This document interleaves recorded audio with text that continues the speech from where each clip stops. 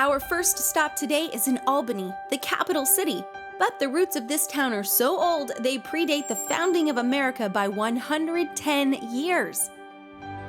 Albany is one of the oldest surviving European settlements from the original 13 colonies.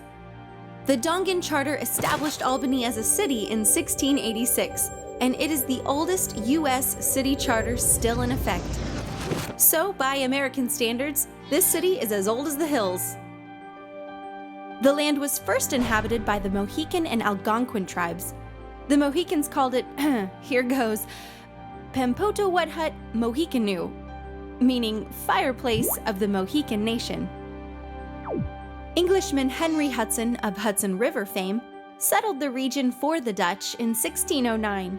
Due to the rich fur beaver trade, the Dutch called the area Beverwyck. And that name was so terrible that when the English took over a few decades later, they changed it to Albany.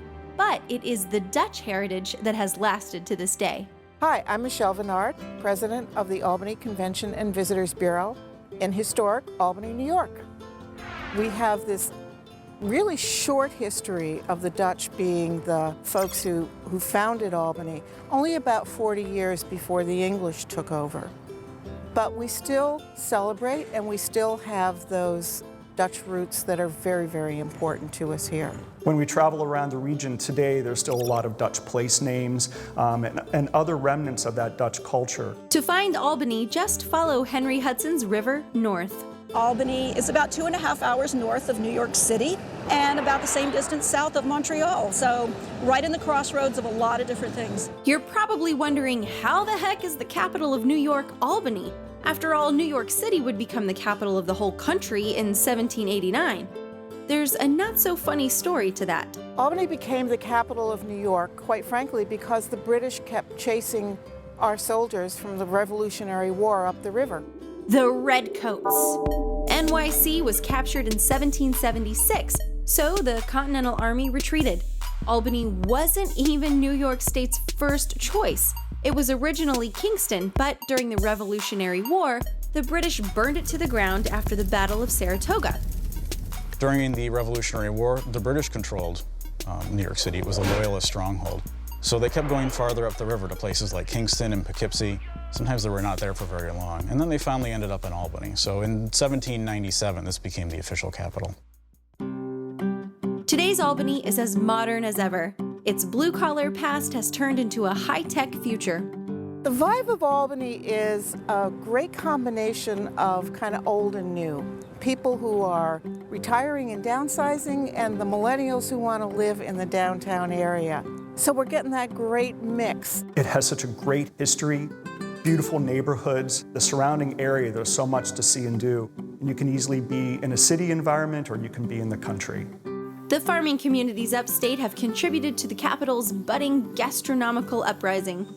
Albany is also part of a great fork-to-table or farm-to-table revolution that's going on now. The farm goods that are produced around here, you can taste in the restaurants, you can buy yourself at some of the farmers markets. And I think, you get a sense that you can actually taste a little bit of the valley as well as see it. Albany is part of a group of cities known as the Capital Region, which encompasses our next little upstate charmer with a monumental past. Let's hit the spas and visit the effervescent town of Saratoga Springs. We are in the Vale of Springs, and right behind me is the Island Spouter. Hi, my name is Allie Schweizer, and I'm the environmental educator here at Saratoga Spa State Park.